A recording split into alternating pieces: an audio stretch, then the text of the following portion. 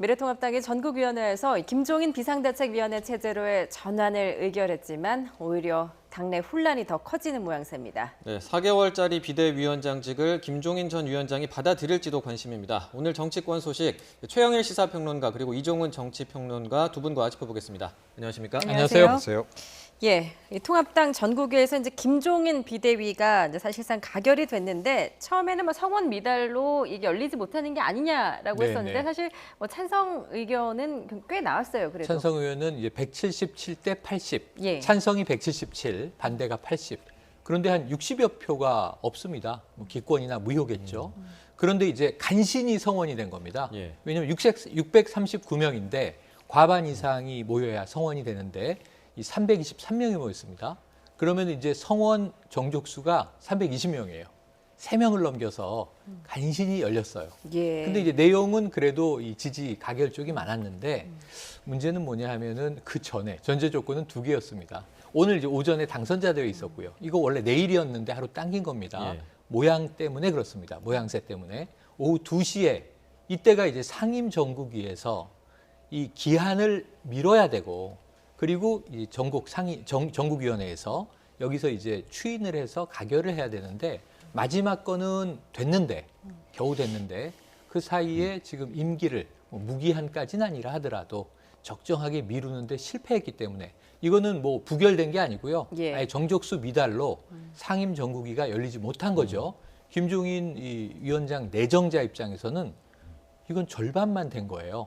그러니까 당대표 권한을 갖게 됐는데 뭐 예. 정권이라고 부르긴 했습니다만 정권은 아니고 당대표에 준하는 권한을 갖게 됐는데 시한이 4개월이에요.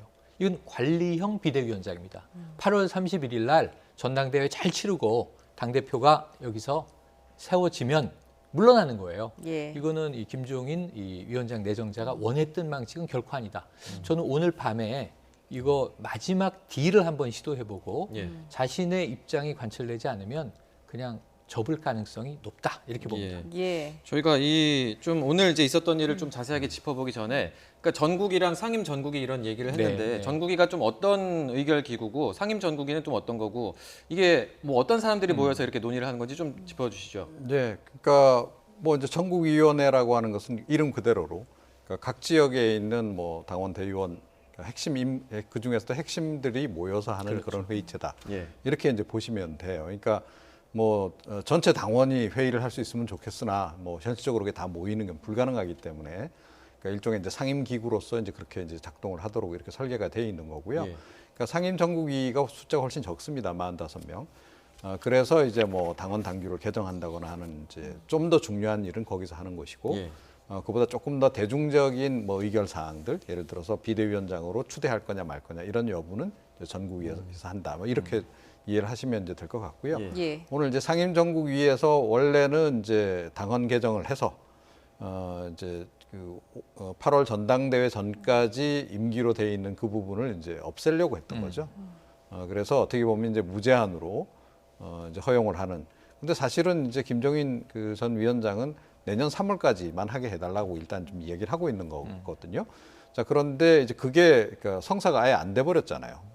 상임 전국위가 성사가 안 된 상태에서 절반만 그러니까 이제 성사가 된 거죠. 전국위에서 성사가 됐는데 거기서 결정한 사항에 김종인 전 위원장으로서는 좀 수용하기가 힘든 거죠. 예. 그러니까 조금 전에 말씀하셨다시피 이제 관리형 그야말로 차기 전당대회를 열기 위한 그 과정에서 뭐 그 차기 전당대회를 준비하는 정도의 그 비대위라고 한다면 굳이 내가 갈 필요가 없다. 이 생각을 하는 겁니다. 그러니까 본인은 그동안에도 계속 최근에 얘기를 했습니다만 차기 그 대권 구도를 만드는 데 관심이 있지 차기 당대표가 누가 되는 거 이건 사실은 본인에겐 큰 관심이 없다. 예. 이제 그런 얘기를 좀 하고 있는 거죠. 그러면 예. 그 왜 성원이 안 되는지가 제가 궁금해서 여쭤봤던 거거든요. 왜 이렇게 네. 뭐 상임 전국이 왜 성원이 안 됐다고 보세요?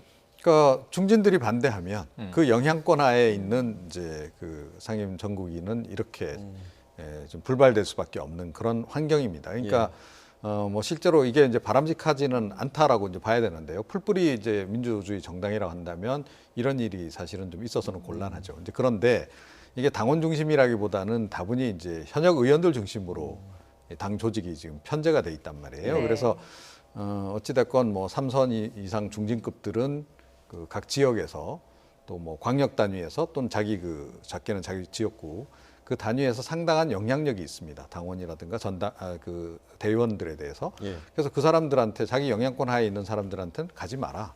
이렇게 하면 이제 안 가는 거죠. 예. 이제 그런 식으로 이제 진행이 좀 된 겁니다. 그러니까 예. 3선급 이상 중진급들이 뭐 어제 뭐 보도를 통해서 다 아시겠지만, 그러니까 지금 이제 김종인 체제 사실은 이게 지금 받아들이기 좀 힘든 거 아니에요. 그분들 입장에서는. 예. 이제 그런 상태에서 이제 사실상 반대를 하고 있는 이제 그런 건데, 그래서 일종의 이제 무산 전략으로 이제 간 거고, 그래서 상임 전국위는 1차적으로 무산에 성공한 거고, 아마 전국위도 무산시키려고 했을 겁니다.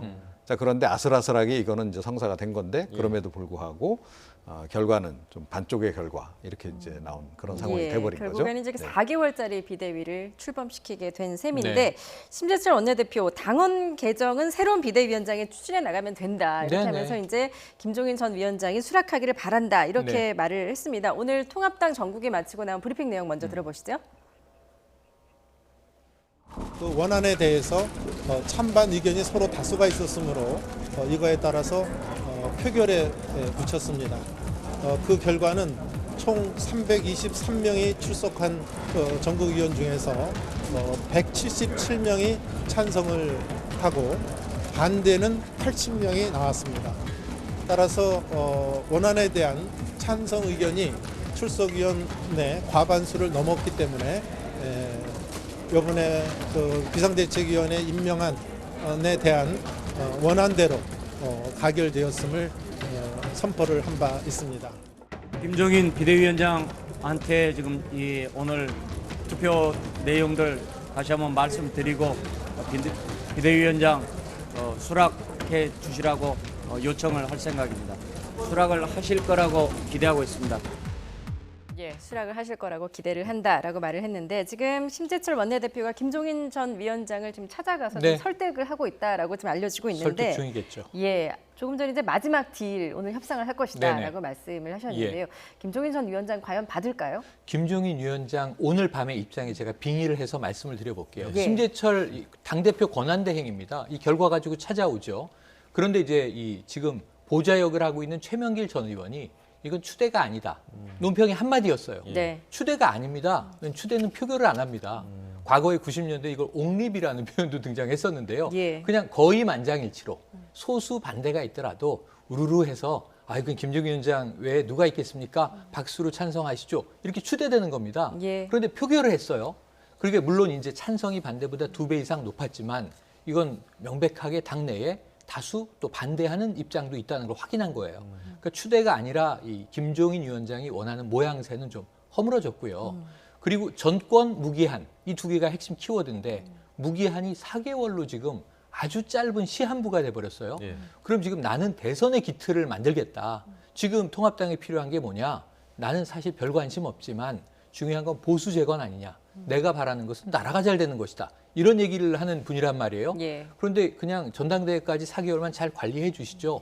4개월 동안 보수의 이 재건과 기틀 잡기가 가능할까요? 좀 불가능하다고 봅니다. 그럼 여기서는 일단은 나는 못하겠다. 고사해야 되는 이유가 있는 것이죠. 그러면 카드는 심재철 권한대행이 가져가야 돼요. 그럼 위원장 일단 취임하시고 나서 그 당헌 당규 고치십시오. 예. 이거는 좀 전혀 예의가 아니죠. 심재철 권한대행이 내일이라도 상임 전국위를 재소집하겠습니다. 예. 오늘 정족수로 가결이 안 됐으니까 혹은 뭐 내일이 아니면 그닐내라도 해서 책임지고 제가 취임을 며칠 늦추더라도 그러면은 이 8월 31일 전당대회 조항을 삭제하겠습니다. 근데 여기서 딜을 할 수가 있어요. 뭐냐 하면 근데 당내에서 반대 여론이 왜 나오는 거냐면요. 예. 무기한이라고 하니까 걱정합니다. 대선까지도 갈 수 있는 거 아닙니까? 그리고 이제 당내에서 반발이 있으니까 내년 3월이라는 얘기를 김종인 위원장이 살짝 흘린 거예요. 예. 네. 그럼 약간 1년은 안 되고 한 10개월 정도란 말이에요. 그럼 해볼 만한가? 그럼 심재철 대표의 딜은 카드를 쥐고 있어야 되는데 그럼 이 8월 31일 전당대회 조항을 삭제하지 마시고 내년 2월 전당대회로 못을 박으면 어떨까요? 아니면 올 12월 전당대회로 못을 박으면 어떨까요? 예. 그럼 제가 당내 중진들도 좀 이걸로 협상을 잘 이끌어내고 위원장님은 눈 딱 감고 취임하십시오. 네. 그리고 그때 돼서 또 생각해 봅시다. 이게 정치적인 딜이잖아요. 예. 지금 그 얘기가 오가고 있어야 되는데 심재철 이제 권한대행이 일단 취임하시고 알아서 밀고 가십시오 그러면 안 하죠. 안 합니다. 예. 그래서 오늘 밤에 만약에 수락이라는 김종인 위원장 내정자 입장이 나오면 뭔가의 딜이 성사된 것으로 보고요. 그렇지 않고 지금 발표한 대로 가서 이야기하면 저는 퇴짜 맞고 돌아오는 것이 심권한대행이 될 것이다. 이렇게 예. 예상을 해봅니다. 그 임기 관련해서 당원 당규 고치는 거는 사실상 그러니까 취임하고 나서 비대위원장 맡고 나서 고치는 건 그러니까 반발이 충분히 예상이 되는 거라서 이게 말이 안 된다 이런 좀 지적이신데 네. 동의하십니까? 근데 그거는 사실은 그 상황이 어떻게 돌아가느냐에 따라서 많이 달라져요. 그러니까 4개월이 굉장히 짧은 건 맞는데 네. 근데 4개월 동안에 사실은 이 비대위를 어떻게 꾸려가는지에 따라서 이게 많은 것이 결정될 수가 있거든요. 지금 예컨대 지금 당명부터 새로 바꾸겠다 뭐 이런 정도로 간다면 당을 거의 새로 만드는 겁니다. 그죠? 예. 그러면 새 당에는 새 당원 당규가 만들어지겠죠. 그것에 따라서 전당대회도 치러지는 것이고. 근데 새 당 만드는 거 우리가 이 총선 과정에서 지켜봤지만 한 달도 안 걸리지 않습니까? 예. 그래서 사실은 김종인 위원장의 마음먹기에 따라서는 이거 사실은 뭐 충분히 기한을 늘린다든지 뭐 차기 전당대회 일정을 뭐 구체적으로 좀 뒤로 더 늦춘다든지 이런 거는 충분히 가능한 거죠. 자, 그런데 다만 이제 그 워낙 이제 이 지금 당권에 관심 있는 또는 대권에 관심이 있는 중진들이 많아서 이 분들이 지금 동의를 안 하는 이제 이게 문제인 거죠. 예. 지금 이제 그게 반발이 문제인 건데 그 반발은 제가 보기에는 어차피 뭐 이거는 극복해 나가야 되는 변수라고 봐요. 그러니까 김종인 그 전 위원장이 사실은 뭐 그러니까 4개월짜리라 하더라도 이 저항은 계속 있을 겁니다. 자, 그래서 이제 이건 결국 이제 정치적인 결단의 문제가 아닌가 이렇게 생각이 예. 들고요. 예. 그러니까 가장 모양새가 좋게는 심재철 그 원내대표가 좀 정치력을 발휘해서 중진들하고 협상을 잘한 다음에 그러니까 오늘처럼 이렇게 상임 전국위가 파행되거나 이런 일이 없도록 사전에 사실은 잘 했어야 되는 거죠. 예. 자, 그런데 그 부분이 이제 안 됐다라는 것은 결국 심 원내대표의 정치력이 거기까지라는 얘기밖에 안 되거든요. 그렇죠. 자, 그렇다 그러면 심 원내대표에게 이제 더 이상의 어떤 정치력을 기대하기 어렵다라고 판단한다면 본인이 훨씬 더 단수가 높으시잖아요. 그러니까 차라리 지금 이제 받으시고 그 4개월 안에 많은 역사를 만들어내시면 사실은 가능한 일이기도 하다 이렇게 생각합니다. 그런데 저는 예. 또다시 김종인 위원장의 입장에서 생각을 해보면 심재철 권한대행도 의심의 대상이에요. 음모론으로 본다면. 사실은 기한은 8월로 두고 나를 위원장으로 세우고 지금 이게 심재철 원내대표도 중진이잖아요. 그럼 심재철 원내대표가 상임 전국위의 45명 정족수 중에 예. 몇 명이 참석할지를 출석 체크 안 했을까요? 23명이 모이면 되는데 6명쯤 빠질 거라는 걸 예상을 안 했을까요? 저는 그건 142명에게 전화 돌려서 확인한 분 아니에요. 예. 근데 이 45명 체크 못 합니까? 전 이건 어쩌면 한통속이라고 볼 수 있다. 예. 김종인 위원장 입장에서는 예. 그 의심은 합리적인 의심이 되는 거예요. 그렇지 않다는 걸 오늘 밤에 신뢰를 얻어야 되고 그렇다면 오늘 이 정족수 미달로 무산된 건 아주 다행이에요. 만약에 정족수가 채워져서 진행했는데 부결됐으면 다시 모일 방법이 없어요. 네. 그렇잖아요. 오늘 부결됐는데 내일 모여서 다 재투표하겠습니다. 이거 불가능한 일이고요. 오늘 무산됐기 때문에 재소집을 할 수 있다니까요. 성원이 안 돼서 무산됐으니까 다시 모이세요. 그래서 23명 이상 모여서 통과시키면 됩니다. 근데 이게 무기한으로 될 것이냐. 이 안에서 반대파들은 어떻게 무기한 권한을 줍니까? 예. 전당대회 날짜는 못을 박아야죠. 그럼 8월 31일은 뭔가 우리가 혁신을 하는 시간으로 부족하니 연말까지 시간을 잡아보는 걸 하면 어떻소? 김종인 위원장은 2월을 원하는데요. 3월을 원하는데요.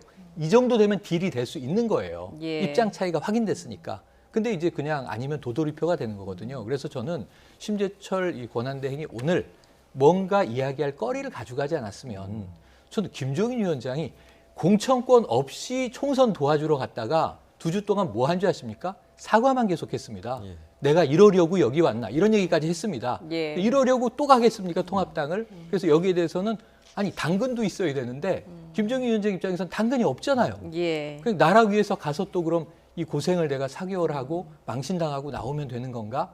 뭔가 본인도 명예를 얻으러 가는 걸 텐데 돈이 아니라 그 명예를 줄 수 있는 딜 포인트가 있어야 되는데 그걸 안 가지고 가면 저는 오늘 찾아간 의미는 없다 이렇게 보여집니다. 예, 과연 오늘 밤에 김종인 전 위원장이 어떤 결단을 내릴지도 지금 관심인데 오늘 비대위 가결 이후에 김종인 전 위원장은 이런 반응을 내놨습니다. 직접 보시죠. 통합당에서나 기자들이나 다 위원장이 말씀해 주시기만 기다리고 있죠. 나는 뭐 내가 뭐 그냥 자연인인데 내가 내가 무슨 이번에 전국이 결정을 실망을 하셨나요? 아니 나는 뭐 어떻게 그렇게 된 시간입니다. 나는 아무 얘기 듣지도 못하고 지금까지. 임기 연장은 연결이 되나요? 난 그 사람들 보고를 했는지 내가 잘 알지를 못하니까. 그쪽에서 요청이 들어오면 그렇게 말씀을 예, 김종인 전 위원장의 이런 반응, 정치 고수로서의 어떤 계산된 전략일까요? 어떻게 보셨어요? 아, 그렇죠. 그러니까 저분은 뭐 그러니까 발언 하나하나가 매우 계산된 발언으로 예. 일단 보는 게 맞죠. 그러니까 그동안 지난 이제 총선 과정에서 한 발언 내용을 우리가 봐도 그렇고 그냥 허투루 아무 얘기나 하시는 분은 아닙니다. 그렇기 때문에 이제 나름 이제 배경이 다 있는 것이고 이제 네. 그런 건데 그러니까 애써 모른 척 하시는 거죠. 예, 그러니까 만들어 와야 되는 건 그쪽에서 해야 될 일인 거고 예. 내가 뭐 그 만드는 것까지 뭐 시시콜콜하게 이래라 저래라 관계하고 싶지 않다. 예. 그것을 의미하는 겁니다. 그래서 결국은 조금 전에도 이제 뭐 얘기가 나왔습니다만 심재철 원내대표가 어차피 모시겠다라고 마음먹었다면 그걸 만들어내야 되는 책임은 본인에게 어차피 있는 거죠. 이제 그래서 최대한 이제 그쪽에 이제 어떤 그 기대하는 바를 이제 좀 기다리고 있는 이제 그런 그 상황이다 이렇게 봐야 될 것 같고요. 예. 그러니까 심재철 원내대표도 뭐 나름 이제 뭔가 카드는 준비해서 갈 거다라고 생각이 되는데요. 그런데 제가 보기에는 이 중진들하고 너무 좀 소통이 잘 안 되거나 아니면 그 이해 접점을 좀 잘 못 찾고 있거나 좀 예. 그런 게 아닌가 이런 생각이 들어요. 그러니까 3선 이상 중진들이 저렇게 반대하는 이거는 사실은 따지고 보면 뻔하잖아요.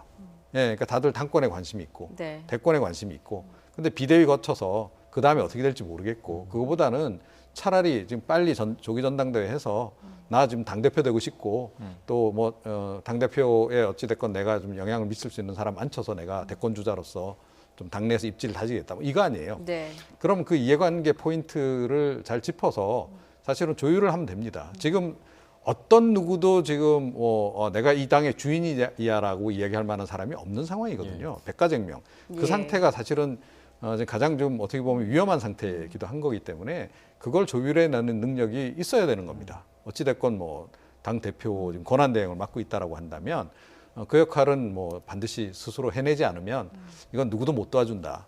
예, 그렇게 생각을 합니다. 당내 예. 중진들과 이제 중진들의 반발, 뭐 갈등 이런 걸 조율하는 네, 게 그렇습니다. 중요하다라고 예. 말씀해 주셨는데 관련해서 오늘 이제 조경태 최고위원 같은 경우에도 굉장히 좀 반대 의사를 명확하게 표현을 했거든요. 전국이 이후에 이제 조경태 최고위원의 발언 잠시 들어보고 오겠습니다. 당사자 대회에서도 거의 불신임에 가까운 주장이 나왔고, 그 다음에 상임 전국위원회에서도 이게 불신임에 가까운 결론이 나왔습니다. 그러면은 지금 전국 최고위원회를 열면은 안 되는 것입니다. 김종인 전 선거대책위원장이 8월 30일에 대해서 본인이 확실하게 수용을 했는지 안 했는지 저는 이 부분을 분명하게 물어서야 되는데 오늘 그 부분이 빠진 상태에서 억지로 강제적이다시피 할 수 있는 그러한 절차를 밟았다는 것은 상당히 유감스럽다. 저는 그렇게 말씀드리겠습니다. 예. 역시 관건은 이제 김종인 전 위원장, 만약에 이제 비대위 위원장이 되면은 그 네. 임기가 지금 관건인 것 같은데 당 안팎에서는 이제 김종인 비대위 출범에 이렇게 당 중진들이 사전 작업을 한 게 아니냐, 또 뭐 이런 의혹도 좀 나오고 네, 있는데. 저는 그 의혹은 예. 확실해 보입니다. 왜냐하면 전 중진들도 좀 이렇게 개인적인 생각입니다. 좀 비겁하다고 봐요. 뭐냐면 지금 이 통합당은 지난 총선에서 참패를 당했고 국민들에게 외면됐고 물론 일부 지지층은 결집했으나 이 수도권과 나머지 이 본인들의 텃밭인 영남 외에서는 전혀 선전하지 못했다. 그렇다면 그 민심을 통렬하게 깨닫고 당을 해체하고 재건할 것인가? 아니면 이 지금 당을 좀 리노베이션 할 것인가? 리모델링을 할 수 있는 설계자를 찾는 거 아니겠습니까? 예. 내부에서 할 수 있다고 봐요. 저는 초기에는 김종인 체제는 반대했던 입장이에요. 그런데 지금 그렇게 흘러가면 이 제일 중요한 건 지금 리더십보다 더 중요한 게 이 펠로우십입니다. 그러니까 서로 뭉쳐서 리더십을 받들어줘야 뭔가 화합이 이루어지는 거지. 예. 근데 왜 중진에게 제가 비겁하다는 말씀을 드렸냐면 자, 지난 10년 동안 8번의 비대위를 우리가 했는데 이 외부 인사가 성공한 적은 없습니다. 이런 네. 이야기가 나왔어요. 성공한 한 케이스 내부 인사. 박근혜 전 대통령. 박근혜 전 비대위원장입니다. 대권 잡았으니까요, 그때는. 근데 그 외엔 다 실패했다는 건 왜 실패했냐면 위원장이 못나서가 아니에요. 당내에서 하나도 안 따라줬기 때문이에요. 첫 번째, 숨어있다. 이건 임명진 전 비대위원장 이야기인데, 자, 비대위원을 꾸려서 혁신을 하려고 막 노력을 하면 중진들은 다 사라져서 안 보인다는 거예요. 그러다가 당이 좀 될 만하면 어느새 테이블에 앉아있더라는 거예요. 그래서 잘합니다. 뭐 이런 것도 해야죠. 저런 것도 해야죠. 하고 자기 파일을 찾아가는가 하면 비대위가 좀 혼란을 겪고 있으면 나무를 흔든다는 거죠. 저 봐라, 안 될 줄 알았다. 예. 이게 좀 남이냐 아니면 내 편이냐.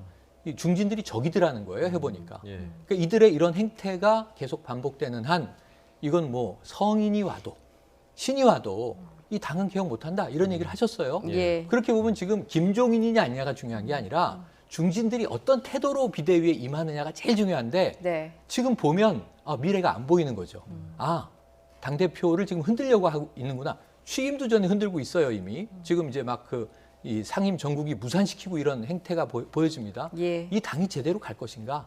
국민 눈을 전혀 무서워하지 않는 거죠. 참패한 지 얼마나 지났다고. 그래서 이걸 보면은 저는 지금 이들이 모여야 돼요.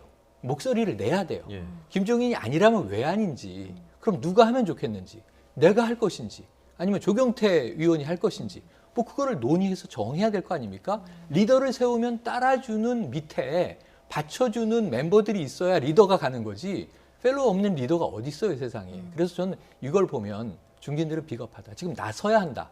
아닌지 그런지를 얘기해야지 전화를 몰래 돌려서 자, 상임 전국위에 참석하지 마시오.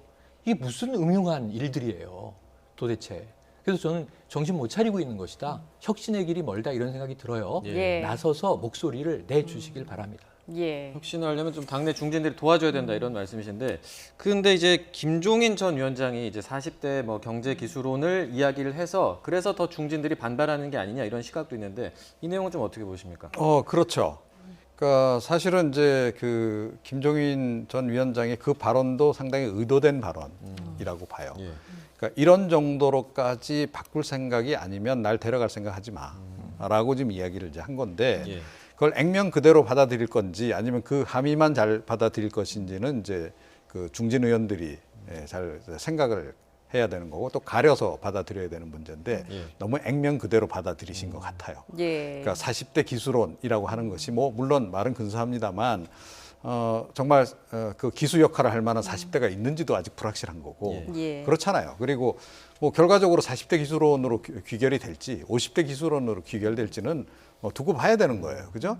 자, 그런데 일단 상당히 상징적으로 화두를 던진 것을 너무 진지하게 받아들였다. 그게 좀 문제인 것 같고, 그리고 그렇다라고 한다면 40대 기수 말고 우리도 충분히 그 역할을 할 수 있다라고 오히려 자신감 있게 이야기를 하거나, 아니면 이제 삼선 중진급들이 지금 뭐 11명이 모여갖고 지금 결의를 한 거 아니에요. 그죠? 김종인 체제 결국 하지 말자 뭐 이렇게 결의를 한 건데, 그런 결의를 할 게 아니고 사실은 지금 이제 문제는 다 고만고만하다는 거예요. 예, 누구도 과거에 이제 박근혜 전 대통령처럼 확 그러니까 이 와중에 대안이 될 만한 인물이 없다 보니 예. 다 고만고만한 중진들끼리 서로 눈치 보면서 김종인 체제는 안 돼. 우리 중에 그래도 누군가 해야 되지 않겠어? 이런 정도의 얘기를 하고 있는 건데, 그 단계에서 더 나가야 되는 거죠. 예. 그럼 우리 중에서 그럼 누가 할 거냐? 정치력을 발휘해서 합의를 해서, 아니면 뭐 우리가 돌아가면서 하든지 뭐 그렇게도 할 수 있는 거잖아요. 집단 지도 체제처럼 할 수도 있는 거고, 차기 그 지도부와 관련해서 좀 더 진전된 합의를 이끌어낸다면 조기 전당대회로 갈 수도 있는 거예요, 사실은. 예. 그렇잖아요. 그런데 그것조차도 결론을 못 내리는 거 아닙니까? 자, 그렇다라고 한다면 이분들로는 답이 잘 안 나온다는 얘기밖에 안 된다는 거예요. 예. 자, 그런 상태에서 그러면 김종인 비대위 체제를 무조건 거부만 하는 게 이게 답이냐? 이것도 답이 아닌 것 같다. 이런 생각을 좀 하게 되는 거죠. 예. 또 중진 가운데 한 명이죠. 삼선인 조혜진 당선인. 김 전 위원장이 언급한 그 40대의 경제기술론, 그러니까 70년대생의 대선 후보론 발언은 앞뒤가 맞지 않는다. 또 이렇게 쏘아붙였습니다. 직접 들어보겠습니다. 본인이 비대위원장 되면 40대 중에 대통령 후보 만들겠다. 그리고 비대위원들도 말하자면 임명직 최고위원이신데 3, 40대로 하겠다고 이야기했는데, 그게 시대 정신에 맞는 부분이 일정 부분 있다고 한다면 그거보다 더 중요한 당대표를 그렇게 해야죠. 그렇게 해놓고서 당대표는 80이 넘으면 본인이 하겠다고 하니까 당의 얼굴은 80이 넘으신 본인이 얼굴이 되겠다고 하시는 이 앞뒤가 제가 볼 때는 안 맞은 거죠. 예, 방금 전에 이제 말씀하셨듯이 너무 진지하게 이 40대 경제기술론을 받아들였다라는 생각이 네, 네. 정말 드는데 실제 그렇다면 이제 김 전 위원장의 머릿속에 있는 그 네네. 40대 경제기술론의 그 인물은 누굴까요? 지금 조혜진 의원 같은 경우에는 네. 머릿속에 누군가 있는 것이다. 뭐 네네. 이런 또 의혹도 제기를 했거든요. 그게 왜 하나위가 됩니까? 여럿일 수 있죠. 저는 이 평론가님 말씀 상징적으로 이게 제시한 하나의 상이다. 여기 동의하고요. 예. 이준석 의원도 그런 이야기를 했어요. 방송에 나와서 이야기하면서 누군가가 정해져 있는 게 아니라 하나의 그림, 스케치, 윤곽을 던진 것이다. 근데 거기에 지금 너무 민감하게 당이 반응하고 있다. 예. 찾으면은 좀 있으니까 이름들이 하마평에 오릅니다. 이거 옆에 지금 따라다니는 김세현 의원 얘기하는 거 아니냐. 상당히 경제 전문가의 식견 있고 네. 그리고 이제 40대 기수가 될 만한 자질이 있단 말이에요. 당에다가 직격탄을 그동안 쏘아 붙인 인물이에요. 저는 해볼 만하다는 생각이 들어요. 예. 이런 인물 키워야죠. 그리고 또 찾다 보니까 지금은 당외 인사긴 하지만 전에 이 의원을 지냈던 홍정욱 의원은 어떠냐. 예. 사실 정계 복귀를 준비하다가 가족 문제 때문에 좌초가 된 상황이에요. 하지만 그 문제가 이제 법적으로 정리가 됐다면 한번 지금쯤 다시 정계에 복귀할 만하지 않는가. 그래서 저는 이런 후보가 많을수록 좋은 거예요. 꼭 누구냐가 아니라 정해져 있는 게 아니라 이런 후보들을 발굴해서 한번 경합도 시켜보고 협력도 시켜보고 그럼 여기 아까 이 평론가님 말씀처럼 조혜진 의원이나 다른 의원들이 50대는 안 됩니까? 저도 마음은 40대입니다. 저도 끼워주십시오 하고 들어와야죠. 아니 비대위원을 무슨 30대, 40대로만 정한다. 그들을 주력으로 한다. 하지만 50대, 60대가 경륜을 보태줘야 한다. 예. 이런 좀 세대 통합의 모습을 보여줘 나갈 수 있는데 누구야? 지금 뭐 예수가 태어났으니까 찾아서 그러면 뭐 사륙할 겁니까? 지금 싹을 자를 겁니까? 아니잖아요. 같이 커야 되잖아요. 서로 주고받으면서. 예. 그게 상생의 정치잖아요. 그래서 이거는 좀 제가 보기엔 당내에서 너무 과민한 반응이다. 그러니까 김종인 위원장이 A라는 인물을 내도 B도 있습니다. C도 있습니다. 이렇게 될 수 있는 거고요. 대선까지는 얼마든지 바뀔 수 있는데 그래도 조혜진 의원 말씀에 딱 한 가지 동의되는 건 40대 기술론을 이야기한 당의 지금 리더가 80대다. 이것도 좀 맞지는 않다고 봐요. 그러면은 30, 40대를 키워 올려야 되는데 지금 비토 정치하고 이 조혜진 의원의 말씀을 저는 평론 정치다. 지금 자기 당 얘기예요. 평론 정치 하시면 안 돼요. 그럼 본인이 뛰어들어야죠. 전 이렇게 얘기해야 되는 거 아닙니까 방송에서? 예. 김종인 아닙니다. 접니다. 이렇게 얘기해야죠. 그럼 본인은 뭐 하실 거예요? 이런 얘기는 평론가들이 지금 다 하고 있다고요. 예. 직접 안 하셔도 돼요, 정치인들이. 그래서 대안을 내야 하는 것이 정치인의 현재 역할이다. 특히 자신의 당의 문제다. 이 절박감을 가지고 비토도 좋지만 대안을 내라. 이 지난번 총선 참패는 정권 심판론도 좋지만 대안 야당이 못 됐기 때문에 역심판을 받은 거예요. 네. 그럼 대안 내는 정치를 해달라는 요구를 계속 좀 드리고 싶습니다. 예. 아니 그러니까 40대 기술론을 80대 김종인 전 위원장이 얘기하는데 예. 왜 당에 있는 사람들은 50대 60대들 중에 그 얘기하는 사람이 한 사람도 없었죠 그동안. 예, 그것도 좀 반성해야 될 대목 아니에요. 그나마 김세현 의원이 830, 예, 그 얘기 했잖아요. 예, 그나마 그게 최근에 나온 그 미래통합당에서 나온 좀 참신한 얘기, 세대 교체와 관련한 네. 이런 정도에 불과했다라는 거예요. 예. 오죽 답답했으면 김종인 위원장이 40대 기술론까지 얘기했겠냐. 저는 그 부분도 좀 이 당에 있는 중진급 이상들 되는 그 국회의원들이 정말 뼈저리게 한번 이거 잘 생각해봐야 된다라고 생각해요. 사실은요, 이 얘기 이미 나왔어야 되는 겁니다. 총선 네. 전에. 맞습니다. 그래서 공천 전에 그 얘기 나와가지고 공천하는 과정에서 그게 확 인적 쇄신이 이루어지고 네. 그랬어야 하는 거예요. 근데 그때는 다들 자기 자리 지키기 급급해가지고 사실 그 얘기 아무도 안 꺼냈던 거 아닙니까? 그랬다가 이제 와서 당 이제 뭐 패배하고 난 다음에 재건하는 과정에서 이런 게 필요하다라고 이야기한 그 한마디에 이렇게 발끈한 반응을 보이면서 그렇다고 해서 본인들이 그러면 대안을 제시하느냐? 대안 제시 못 하잖아요. 네. 조금 전에 들으셨잖아요. 80대, 30, 40대 해가지고 뭐 일이 잘 되겠냐 이 얘기만 하지 그러면 대안이 뭐냐라고 물었을 때 저는 대안이 이겁니다. 뭐 50대 중에서 뭐 어떤 그룹을 모아서 이렇게 한번 하면 우리 당이 재건할 수 있습니다. 라고 이야기를 하시든가 그것도 못하고 있잖아요. 예. 예, 지금 제가 보기엔 미래통합당의 중진급 의원들이 정말 중진급이 맞나? 이런 생각을 최근 들어서 좀 많이 하게 돼요. 예. 예. 뭐 대안이 필요하다 이런 말씀이신데 뭐 대안이라고 딱 단정할 수는 없습니다만 어쨌든 김세현 의원 이야기가 나온 김에 조금 더 이야기를 좀 해보겠습니다. 그 박지원 의원이 김세현 의원에 대해서 좀 이야기를 한 부분이 있는데 저희가 잠시 들어보고 오겠습니다.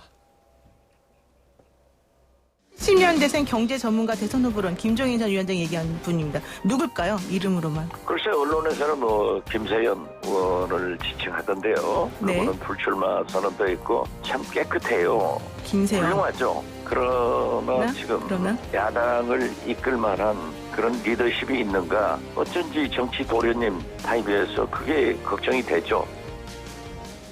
예, 박지원 의원 이런 이야기를 했습니다. 김세연 의원을 지칭해서 어쩐지 정치 도련님 타입이다라고 이야기를 했는데 어떻게 들으셨습니까? 그래서 일리가 있죠. 그렇게 예. 해석할 수도 있어요. 왜냐하면 또 이 정치인 가문이잖아요. 선대도 정치를 계속 하셨고 또 이 아버지의 이 지역구를 물려받아서 거기서 반듯하게 정치를 했고 그다음에 이번에 무엇보다 돋보인 건 깔끔하게 불출마 선언을 하고 당에다가 정말 직격탄을 날렸다. 네. 이건 당이 꼭 필요한 이야기를 했다고 보는데 김세연 의원을 잘 보시면 도련님 이야기가 나왔잖아요. 김세연 의원의 닮은 꼴이 같은 당 안에 있어요, 이미. 그게 유승민 의원입니다. 굉장히 비슷합니다. 네. 나이만 40대가 아니지 경제 전문가잖아요. 유학파 경제학 박사예요. 예. 경제 논리 얼마나 깔끔하고 또 경제 입법이나 경제 이론 많이 냈습니다. 예. 그래서 이 경제통으로 어찌 보면 공화주의까지 이야기하고 박근혜 대통령에게 맞섰고 그것 때문에 배신의 낙인이 찍혔고 사실은 이제 당을 쪼개서 나갔다가 이번 통합했잖아요. 선거 과정에 처음으로 이 황교안 전 대표와 또 이제 포옹하는 모습도 보고 했는데 그 유승민 의원도 역할을 해야 되는 거 아닙니까? 예를 들면 유승민 의원이 주장했던 세 가지가 지금 당이 당면한 또 똑같은 개혁의 길이에요. 예. 탄핵 기간 건넜느냐? 이번에 건너자. 제발 총선에 이번에 회초리 세게 맞지 않았느냐? 두 번째 개혁 보수의 길로 가자. 그럼 개혁 보수는 무엇이냐? 이거 정의해서 가야죠. 세 번째로 그럼 헌집을 허물고 새집 짓자. 선거 끝나자마자 왜 졌습니까? 했을 때 제가 드린 말씀은 헌집을 못 허물었고 핑크색 페인트로 칠하고 간판만 바꿔 달았기 때문에 예. 거기에 국민들은 속지 않았다. 이런 말씀 드렸거든요. 예. 그럼 이번 집 허물어야죠. 시간 많잖아요. 새 집 지어야죠. 이게 당을 해체하고 뭐 재구성하는 걸지 아니면 있는 당을 거의 해체 수준으로 다 내려놓고 새로 가는 걸지. 근데 유승민 의원도 목소리 낼 수 있어요. 근데 유승민 의원의 닮은 꼴이 같은 당 내에서 김세연 의원이다. 그럼 좀 눈을 확대하면요. 여러 자원이 보여요. 근데 김종인 위원장은 이미 유승민, 안철수, 홍준표 등은 이미 대선에 나왔던 인물이기 때문에 다시 쓰기 어렵다라는 취지의 이야기를 했어요. 예. 그렇다면 이것도 당내에서 한번 과연 그런지 아닌지 한번 토론에 붙여볼 내용이고 이러한 이 인물들이 당에 필요한 말씀을 한 말씀씩 던져봐라. 그게 정말 미래 비전이 될 수 있는 건지를 함께 검토해보자. 이런 좀 토의의 과정을 거쳐야 되는데 저는 제일 답답한 건 이분들이 서로 소통을 하지 않는다. 네. 그러면 아무것도 안 된다. 이 말씀을 드릴 수 있습니다. 예. 예. 이종훈 평론가님은 김세연 의원 이 정치 도련님 평가 어떻게 생각하세요? 글쎄요. 그러니까 뭐 개인적인 평가이기 때문에 뭐라고 드릴 말씀은 없습니다만 뭐 이제 배경을 보고 이제 그런 것 같아요. 성장 배경 자체가 뭐 이제 부잣집 아들이고 뭐 이제 이러니까 역시 좀 이 험난한 정치적인 여러 가지 뭐 굴곡을 어떻게 잘 견뎌내겠는가. 뭐 이제 그런 얘기를 좀 하는 것 같아요. 예.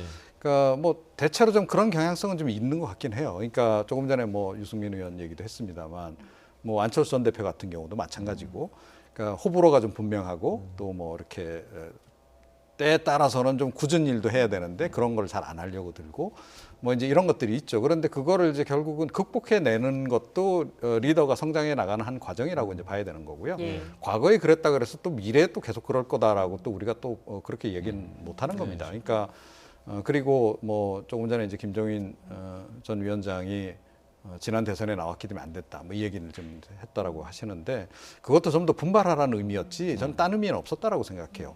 뭐 문재인 대통령은 뭐 재수 안 했나요? 예, 대선 재수 다 하지 않았습니까? 예. 과거에 박근혜 전 대통령 안 그랬습니까? 박근혜 전 대통령은 또 사실은 좀 곱게 잘하신 편 아닌가요? 예, 뭐 그렇게 보면 그러니까 그런 것들은 다 그냥 그 정치적인 수사에 불과한 건데 너무 그런 것에 얽매일 필요는 없다라고 저는 생각을 하고 예. 김세연 의원도 뭐 장단점이 분명히 있는 거죠. 예. 그런 건데 그걸 결국 극복해내고 하는 것은 결국 본인 몫이다 이렇게 생각을 합니다. 예. 예. 뭐 이런 가운데 홍준표 전 대표는 이제 당 밖에서 연일 지금 직격탄을 네. 날리고 있는데 또 이런 것 또한 그 통합당에는 그다지 재건에 도움이 되는 방향은 아닌 것 같은데 썩 어떻게 좋지가 보세요? 않죠. 예. 김종인 위원장이 오늘 밤에 뭔가 빅딜이 이루어져서 자 내일부터 내가 그럼 비대위원장을 맡으리라라는 뭐 통합당 입장에선 다행스러운 발표가 나온다고 치면 지금 이미 홍준표 전 대표는요. 무소속이라 당 외부 인사인데 예. 전 대표이긴 하지만 지금 뭐 부패한 비대위원장까지 만들어 버렸어요. 여기 진실공방도 하나 있습니다. 내가 뇌물죄 수사를 한 검사다. 그때 나한테 다 이실직고 하더라. 그리고 유죄 판결 받지 않았느냐. 그리고 전과 이범이다. 이런 얘기를 했어요. 예. 그런데 김종인 위원장 쪽에서는 나는 홍 검사에게 조사받은 적이 없다. 진실공방이잖아요. 막 던진 이야기라고 하기에는 이 중에 거짓말이 있으면요. 이거 정말 비난받을 일이에요. 우리가 조국 전 장관 사태도 그렇고 예. 정말 그 죄를 엄중하게 묻는 일은 한 사회에서 중요한 일이지만 고위공직자에게 그것을 또 맡아도 이 흑색선전, 선거도 지났는데 이제 와서 거기에 대해서 거짓말을 해서 음해하려고 하면 이거는 또 벌을 받는 일입니다. 네. 이 형사적으로. 그래서 이런 부분에 대해서는 정말 신중한 발언을 했어야 되는데 두 분 중에 한 분은 지금 거짓말을 하고 있다. 그럼 비대위원장이 된다 한들 얼마나 또 이게 그냥 저 상처 입은 상황으로 김종인 위원장이 시작해야 돼요. 예. 근데 지금 홍준표 전 대표의 목적은 돌아오는 거잖아요. 지금 김종인 비대위 체제가 들었으면 나를 빨리 복당시켜줄 줄 알았는데 이야기를 들어보니 반대로 가고 있으니까 아 이거 안 되겠구나 해서 공격을 하는 거 아닙니까? 네. 그럼 이제 김종인 비대위 체제가 허물어지고 오히려 지금 당내에서 당선인들이 지금 비대위를 구성하라고 요구하는 거예요. 그러고 이제 본인이 들어가서 놓일 자리를 찾는 건데 여전히 이제 대권 행보의 일환으로 저는 분석을 해보는데요. 예. 어쨌든 그렇다 하더라도 같은 당에 흠집을 내는 것은 전혀 바람직하지가 않다 이런 생각이 듭니다. 예. 알겠습니다. 뭐 미래통합당의 김종인 비대위 문제 좀 어떻게 결론 날지 좀 계속 지켜봐야 될 것 같고요. 그리고 이제 여권 이야기를 좀 해보겠습니다. 그 총선이 끝나고 난 뒤에 이제 관련된 악재들이 좀 계속 나오고 있는데 그 민주당의 비례정당이죠. 더불어시민당의 양정숙 이제 당선인이 일단 오늘 윤리위에서 제명이 의결이 됐어요. 네. 그 부동산 관련 의혹이죠. 네, 그렇습니다. 그러니까 뭐 동생에게 차명으로 이제 부동산 보유를 이제 시켰다는 거고, 그러니까 결국 자기 재산인데 이제 그런 거 그랬다라는 거죠. 그리고 이제 재산이 너무 많이 늘었다는 거 아니겠습니까? 보니까 뭐 2배 이상 늘었더라고요. 그러니까 4년 전에 비해서. 그리고 이제 약간 좀 탈세 관련한 그런 의혹도 좀 이제 제기가 되고 있는 거고. 예. 이제 그래서 이제 뭐 제명을 했다 뭐 이건데 전반적인 과정이 좀 석연치가 않다. 그리고 좀 깔끔하지가 않다. 이런 생각이 좀 확실히 들죠. 그런 뭐 그러니까 처음에는 그래서 뭐 더불어시민당이 뭐 그냥 생긴 지가 얼마 안 된 정당이고 그때 뭐 워낙 이제 급조해서 후보도 내고 그러다 보니까 뭐 그런 거 아니냐라고 사람들이 이제 생각을 이제 하기도 했어요. 그런데 봤더니 더불어민주당에서 비례대표 검증 다 해가지고 명단 정해서 그 넘긴 그 명단에 포함된 인물이더라. 또 더군다나 뭐 지난 그 총선 때도 비례대표 후보 명단에 있었다더라. 뭐 이게 이제 서서히 밝혀지면서 그럼 도대체 더불어민주당이 검증을 뭘 한 거야? 이렇게 된 거예요. 그러니까 자료가 다 있었을 거 아니에요. 그러니까 지난 4년 전 자료 있을 거고 또 4년 뒤에 다시 또 재검증을 하는 과정에서 갑자기 이렇게 재산이 많이 불어났다라고 한다면 누구라도 뭐 그와 관련해서 아마 공심위에서도 질문이 당연히 들어갔을 것 같고 또 검증하는 과정에서 이 부분을 좀 더 철저하게 들여다봤어야 되는 건데 이게 좀 제대로 다 안 됐다라는 얘기 아니에요. 그러니까 이제 그 연장선에서 나온 얘기가 그러면 이 뭔가 좀 뒷배가 든든하신 분 아니냐. 이런 얘기까지 지금 나오고 있는 그런 상황까지 지금 온 겁니다. 지금 20대 총선 당시에 신고액이 49억이었는데 21대 총선 신고액이 92억입니다. 4년 만에 43억이나 늘어난 건데 말씀하셨듯이 좀 석연치 않은 부분이 있어 보이는데 일단 양정숙 당선인은 윤리위에서 모든 부분을 소명했다라고 입장을 밝혔습니다. 직접 들어보시죠. 이게 2005년도에 15년 전에 증여받은 부동산입니다. 그래서 최근에 구입한 부동산도 아니고 2005년도에 증여받거나 그 이후에 상속받으면서 가액이 증액된 거기 때문에 이게 조금 많이 증액됐다고 뭐 그렇게 된 부분에 대해서는 저도 뭐 제가 의도한 바는 아니지만 죄송스럽게 생각하고 그 부동산 가액 상승분에 대해서는 좋은 취지로 가계부채 해결이나 헤비타트 등 좋은 취지로 쓰도록 하겠습니다. 지금 더불어시민당 같은 경우에는 제명과 함께 이제 검찰에 고발 조치까지 하겠다라는 입장인 것 같고 지금 양정숙 당선인은 민주당으로 돌아가서 거기서 의논해서 결정을 하겠다. 민주당에서 나를 추천했기 때문에 지금 5월 중순에 지금 이제 이 미래통합당과 미래한국당이 그냥 이제 미래한국당이 한 명의 의원을 더 채워서 원내 교섭단체를 만들고 제1야당, 제2야당으로 이제 가게 될지는 이제 지켜봐야 되는데 그럴 예. 가능성이 높다고 보고요. 예. 거기에 상관없이 더불어시민당은 5월 중순에 약속한 대로 민주당과 합치겠다는 거죠. 근데 지금 그 전에 이런 사태가 벌어졌는데 전 민주당 책임이 맞다고 봐요. 예. 민주당 입장을 내서 이 양 후보 문제를 결정해줘야 돼요. 왜냐하면 지금 결정해야 되는 게 빨리 당선 무효 여부를 확정해야 되고 예. 제명은 됐습니다. 속해 있는 당에서 이제 빠져나왔죠. 근데 중요한 게 지금 당선인 신분이기 때문에 본인이 여기서 아 죄송합니다 그리고 사퇴하면 다음 비례 순번이 빨리 의석을 채울 수가 있어요. 예. 근데 본인이 난 사퇴 못 하는데요. 그럼 제명됐지만 무소속 의원으로 5월 말부터는 활동을 하게 되는 거예요. 21대에서. 예. 무소속 의원이 하나 느는 거고 더불어시민당이 하나 줄고 궁극적으로는 더불어민주당의 의석이 하나 줄겠죠. 예. 뭐 의석이 많으니까 상관없다 그럴지 모르지만 아닙니다. 굉장히 중요한 의석입니다. 이거는 이제 시민의 이 유권자들의 표를 얻는 것이기 때문에. 네. 그런데 이게 위법한 일이면 어쨌든 전 양 후보는 고발당했으니까 수사받고 기소돼서 처벌을 받겠죠. 이런 경우에는 이제 당선 무효, 의원직 상실될 수 있고요. 예. 선거 결과에 따라서. 선관위는 유사한 건으로 당선 무효가 된 사례가 있다. 이렇게 유권 해석을 지금 하고 있어요. 하지만 이제 면밀히 들여다보겠다는 입장이죠. 이 선관위 유권 해석 중요하고 그다음에 이제 법적 절차를 밟게 될 것인가 중요한데 정치적으로 지금 타이밍에는 민주당이 나서서 예. 결자 해지를 하는 게 맞다고 봐요. 이제 사퇴를 시키든가 설득을 해서 지금 이 문제가 법적으로 문제가 없다면 양 후보가 억울할 수도 있어요. 위법한 게 아닌데 왜 날 제명했지? 그럼 제명이 이제 좀 과한 걸 수 있지만 지금 선관위의 유권 해석에 무게를 둔다면 상당히 위태로운 상황이다. 그럼 민주당이 나서야 한다. 어차피 합칠 것을 지금 천명했기 때문에 일단은 민주당 비례 후보 추천 몫이에요. 지금 더불어시민당은 원래 비례 연합 정당으로 원외 정당 2곳과 아주 작지만 그 시민 대표들이 들어왔고 민주당이 후순위로 후보를 밀어넣는데 예. 17번까지 당선됐는데 들어간 거 아니겠습니까? 예. 그렇게 보면 이건 민주당 쪽에서 검증이 제대로 되지 않은 문제에 대해서 책임을 져야 한다. 단 이것이 이제 위법적인 사안이라는 게 먼저 확인이 돼야 되겠죠. 예. 그 자진 사퇴 여부는 어쨌든 뭐 나중에 민주당과 합당을 한 후에 논의를 하든 아니면 지금 논의를 하든 크게 차이가 없는 것 같은데 왜 굳이 민주당으로 돌아가서 거취 여부를 논의하겠다 이런 얘기를 하는지 그건 제 생각에는 모르겠어요. 이제 사퇴할 의사가 없는 것, 시간 끌기로 보여집니다. 예. 일단은 민주당으로 합쳐지는 게 5월 중순, 5월 30일이면 21대 국회가 개원합니다. 예. 배지 달고 등원해서 이제 국회에서 국회의원으로서 활동을 시작하는 순간 지금 당선인이잖아요. 당선인은 예비 의원이지 예. 의원이 아니거든요. 그럼 제가 보기에는 지금 양 후보의 경우에는 양 의원이 된 상태에서 다시 한번 재고해 보겠다는 생각인데 예. 이런 경우는 어떻게 되냐면 재판 끝까지 가는 경우를 많이 보고요. 예. 그럼 의원직을 2년 정도 하면서 의원 생활을 수행하게 되죠. 예. 근데 이게 지금 빨리 바로잡지 않으면 민주당 입장에서는 두고 공격 포인트가 되거나 독이 될 수 있다니까요. 예. 벌써 그렇게 이제 사안이 떠올랐습니다. 예, 어쨌든 본인이 사퇴하지 않으면 민주당이 나서서 결자 해지를 해야 된다라는 분석이신 것 같습니다.